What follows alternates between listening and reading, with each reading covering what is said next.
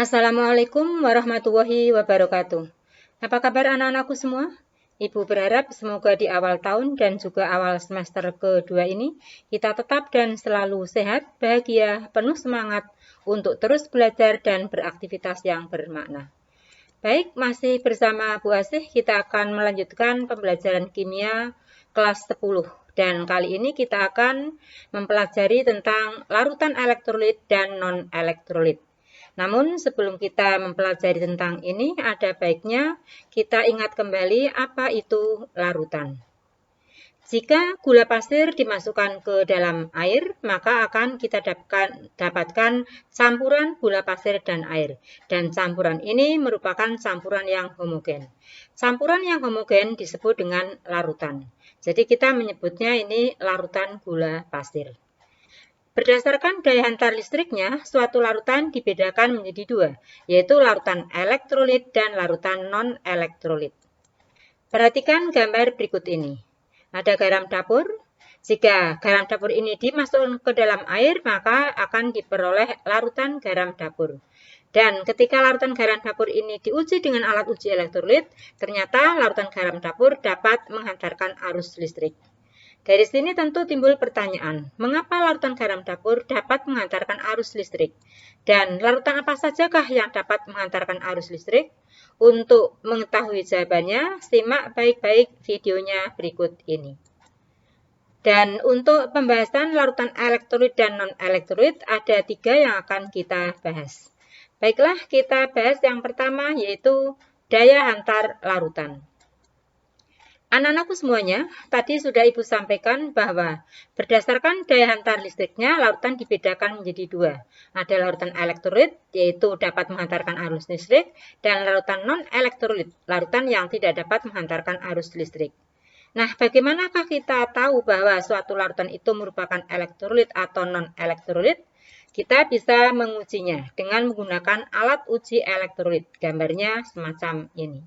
Dan alat uji elektrolit ini bisa kita buat sendiri dengan merangkai bahan-bahan yang terdiri dari elektroda karbon ya, kemudian kabel, lampu dan baterai. Untuk alat uji elektrolit yang sederhana bisa kita buat demikian.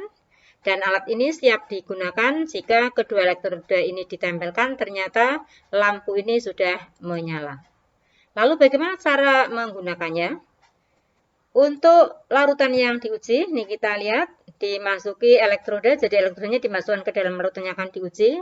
Ingat, jangan sampai menempel. Dan untuk mengetahui apakah suatu larutan yang diuji itu elektrolit atau non-elektrolit, kita bisa mengamati lampu dan elektroda ini. Berikut ini adalah data hasil percobaan daya hantar beberapa larutan. Dari data ini kita akan mengelompokkan elektrolit, non-elektrolit, elektrolit kuat, dan elektrolit lemah. Dan berdasarkan data yang ada di sini, kita bisa kelompokkan menjadi elektrolit dan non-elektrolit. Untuk elektrolit ada 4, non-elektrolit ada 2. Dan larutan elektrolit ini juga kita bisa kelompokkan menjadi elektrolit lemah dan kuat. Untuk yang lemah, contohnya adalah larutan asam cuka dan air hujan. Sedangkan untuk yang kuat adalah larutan asam klorida dan larutan garam dapur. Dari data ini pula kita bisa mengurutkan urutan kekuatan daya hantar listriknya. Untuk larutan 1 dan 2 ini, karena keterangannya sama, kita anggap berarti daya hantarnya sama. Sedangkan kalau dibandingkan dengan yang ke-3 dan 4 pada data ini, maka kita bisa buat urutan kekuatan larutan elektronya sebagai berikut. Nah, dari data ini, dari percobaan ini, kita bisa tahu untuk indikator bahwa suatu larutan itu merupakan elektrolit atau non-elektrolit adalah dengan melihat lampu dan elektroda. Lampu meskipun tidak menyala, jika pada elektroda ada gelembung gas, maka merupakan larutan elektrolit. Jadi dari sini kita tahu ada larutan elektrolit dan non-elektrolit, dan larutan elektrolit dibedakan atas elektrolit kuat dan elektrolit lemah. Baiklah, untuk memahami tentang daya hantar larutan, kalian bisa melakukan percobaan daya hantar listrik larutan di Lab Maya. Kunjungi situs lab belajar Kemdikbud. Ya. Ada 15 larutan yang bisa kalian coba Nanti silahkan dibuat dalam tabel. Ini membuatnya ditulis di dalam buku tugas ya, dan diupload ke Teams. Ini merupakan tugas yang pertama.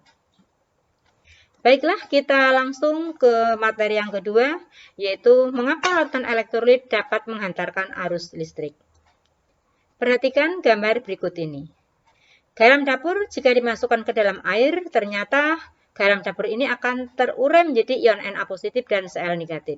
Sedangkan urea kalau dimasukkan ke dalam air ternyata tidak terurai menjadi ion, tapi masih tetap sebagai molekul. Nah, menurut teori ion dari Arrhenius, dikatakan bahwa larutan elektrolit dapat menghantarkan arus listrik karena dalam larutan elektrolit mengandung ion-ion yang bebas bergerak. Dan ion-ion ini dihasilkan dari peruraian senyawa ini. Jadi senyawa ini terurai menjadi ion-ionnya. Sedangkan untuk larutan non-elektrolit itu tidak dapat menghantarkan arus listrik karena di dalam larutan tidak mengandung ion-ion yang bebas bergerak. Jadi tadi ketika urea dimasukkan ke dalam air, dia masih tetap sebagai molekul, tidak terurai menjadi ion-ion. Maka merupakan larutan non-elektrolit. Jadi dari sini kita tahu bahwa yang dapat menghantarkan arus listrik adalah karena dalam larutan elektrolit tadi ada ion-ion yang bebas bergerak.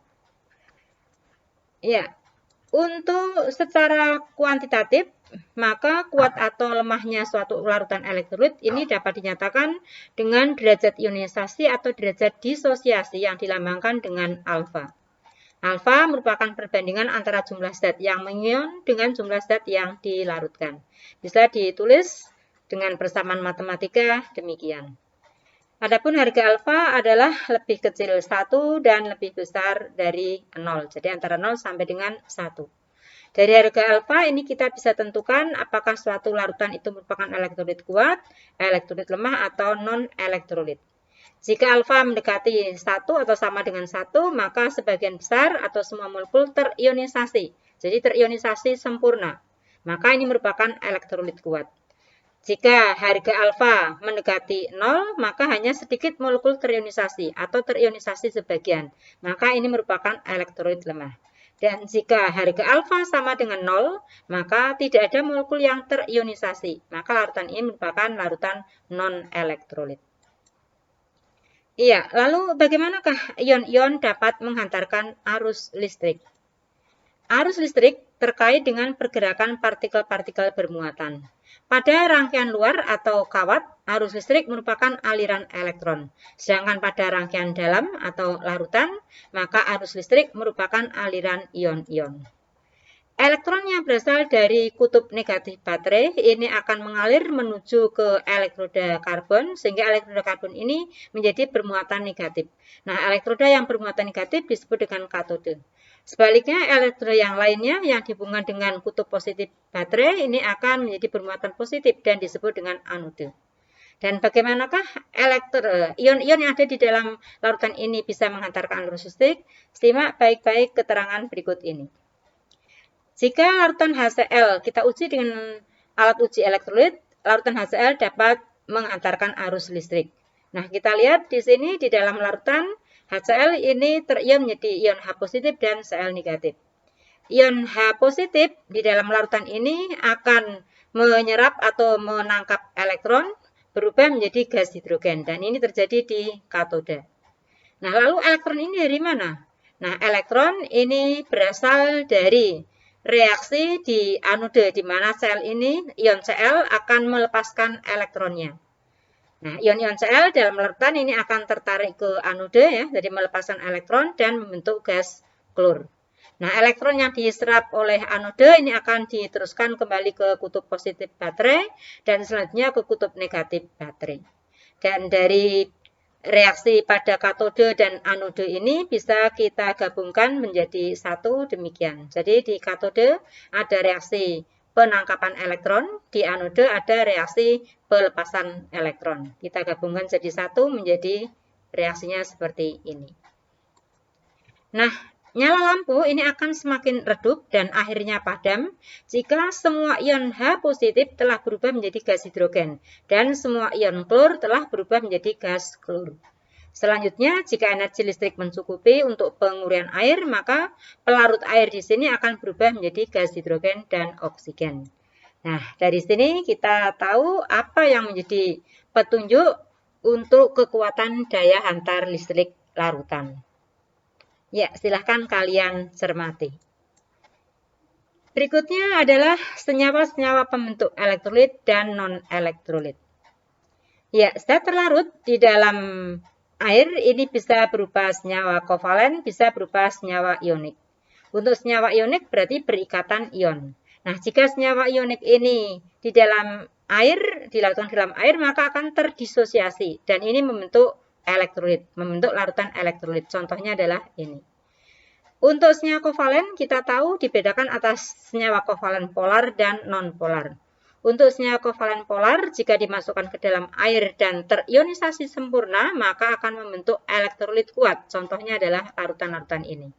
Sedangkan untuk senyawa kovalen polar yang di dalam air hanya terionisasi sebagian, maka akan membentuk elektrolit lemah. Contohnya adalah ini. Untuk senyawa kovalen non-polar, tidak larut di dalam air dan ini merupakan non-elektrolit. Contohnya adalah ini.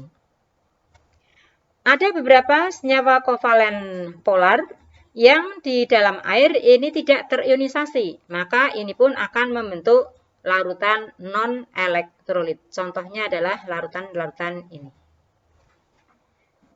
Untuk senyawa yang berikatan baik kovalen maupun senyawa ionik, ini bisa berupa atau bisa berasal dari larutan asam, basa, dan garam. Untuk larutan elektrolit kuat berasal dari asam kuat, basa kuat, atau garam kecuali garam merkuri. Sedangkan untuk elektrolit lemah bisa berasal dari asam lemah, basa lemah, ataupun garam yang sukar larut. Untuk asam, basa, dan garam ini nanti kita pelajari di tata nama senyawa. Ya, tadi sudah kita ketahui bersama bahwa larutan elektrolit dapat menghantarkan arus listrik karena adanya ion-ion yang bebas bergerak. Dan ion-ion ini dihasilkan dari ionisasi atau disosiasi. Proses pengurian senyawa kovalen polar dalam air menjadi ion-ionnya disebut ionisasi. Bisa kita tuliskan persamaan ionisasinya demikian untuk HCl, untuk larutan HCl. Bisa pula kita tuliskan H2O-nya sebagai pereaksi, maka akan berubah menjadi H3O positif. Sedangkan untuk proses pengurian senyawa ion menjadi ion-ionnya di dalam air itu disebut dengan disosiasi. Contoh untuk larutan magnesium klorida. Kita tuliskan persamaan disosiasinya seperti ini. H2O-nya bisa kita tulis di atas tanda panah atau bisa pula kita tulis langsung MgCl2 ini aqui adalah aqueous, artinya sudah larut di dalam air membentuk ion-ion ini. Nah, kita lihat ini semua merupakan contoh elektrolit kuat. Penulisan persamaan ionisasi atau disosiasinya dengan menggunakan satu tanda anak panah. Sedangkan untuk elektrolit lemah, contohnya ini penguraian senyawa asam asetat di dalam air bisa kita tuliskan demikian. Ini menggunakan dua tanda anak panah. Karena apa? Karena tidak semuanya terurai menjadi ion-ionnya. Jadi masih ada yang dalam bentuk molekul. Contoh untuk senyawa ionnya adalah kalsium karbonat. Jika dilarutkan dalam air, maka akan terdisosiasi menjadi ion kalsium dan ion karbonat. Ingat sekali lagi perbedaannya tadi pada penulisan persamaan reaksinya untuk elektrolit kuat dengan satu tanda panah, sedangkan untuk elektrolit lemah dengan dua tanda panah. Iya, senyawa ion dalam bentuk padat atau dalam bentuk kristal, lelehan maupun larutan, ini ternyata untuk padatan itu non-konduktor, lelehan konduktor, dan larutan konduktor. Kita lihat susunan ion-ionnya. Karena ini sangat rapat, maka berarti susah untuk bergerak. Jadi tadi kita tahu bahwa yang bisa menghantarkan arus listrik adalah karena ion-ion tadi bebas bergerak. Contohnya adalah untuk natrium klorida dan magnesium bromida serta banyak lagi yang lainnya. Untuk senyawa kovalen bisa berupa kovalen polar dan non-polar. Contoh untuk kovalen polar ini non-polar bisa CH4, CCl4. Untuk kovalen polar dalam bentuk padatan maupun lelehan itu non-konduktor, sedangkan dalam bentuk larutan konduktor. Untuk kovalen nonpolar, semuanya baik padat, lelehan maupun larutan merupakan non-konduktor. Ya, perhatikan untuk senyawa kovalen polar berikut ini. Untuk HCl ini merupakan senyawa kovalen polar. Nah, senyawa kovalen polar ini memiliki perbedaan keelektronegatifan besar antar atomnya, sehingga ada gaya tarik-menarik yang dapat memutuskan ikatan-ikatan dalam molekul. Nah, ikatan kovalen polar itu lebih mudah putus daripada ikatan kovalen non-polar. Sekali lagi, ingat bahwa senyawa kovalen polar tidak semuanya merupakan elektrolit. Ada yang non-elektrolit. Dan ini akan menjadi larutan elektrolit kalau dilarutkan ke dalam air. Jadi kalau dalam bentuk murninya merupakan non-elektrolit atau tidak bisa menghantarkan arus listrik dalam keadaan murni.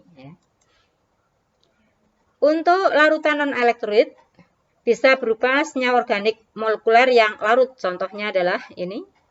Dan bisa pula merupakan senyawa organik molekuler yang tidak larut, contohnya ini. Ya, dari penjelasan tadi, silahkan kalian kerjakan tugas yang kedua, ada 4 soal. Tulis di buku tugas dan upload di Teams. Demikian yang bisa Bu Asih sampaikan tentang materi larutan elektrolit dan non-elektrolit. Terima kasih atas perhatiannya, semoga bermanfaat. Mohon dimaafkan apabila selama penyampaian ada banyak kekhilafan dan kekurangan. Billahi taufiq wal hidayah. Wassalamualaikum warahmatullahi wabarakatuh.